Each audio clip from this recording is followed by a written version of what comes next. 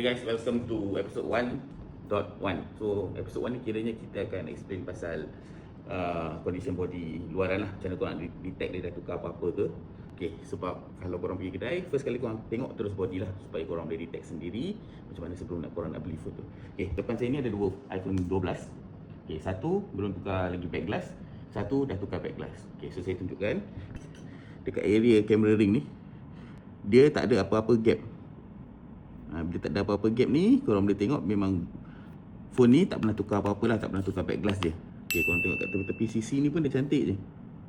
Okay, ni saya tunjuk example untuk yang dah tukar back glass. Kalau korang tengok kat bawah ni, bahagian bawah ni, dia ada gap kat kamera dia dengan kat glass yang ni. Okay, saya tengok boleh tak kita masukkan yang tools nipis ni. Okay. Dia boleh masuk, celah-celah ni dia boleh masuk.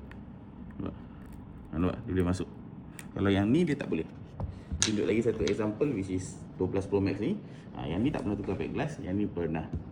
Okay, tengok kita masukkan tool ni, dia boleh masuk tu dalam antara camera lens ni dengan glass ni. Susah nak nampak sikit kot. Dia boleh masuk dalam ni. Dengan korang tengok dia punya tepi-tepi ni, boleh masuk, ada ruang nak masuk. Okay, nampak? Boleh masuk. Kalau back glass original, yang ni tak boleh masuk. Walaupun benda senipis-nipis ni dia tak boleh masuk dalam ni. Tepi ni pun dia tak boleh nak masuk. Dia stuck dekat sini. So sebelum korang beli phone tu, korang check dulu luaran. Itu nombor satu. Check dulu condition luaran, dah tukar apa-apa ke tak. Okay, jumpa di episode seterusnya.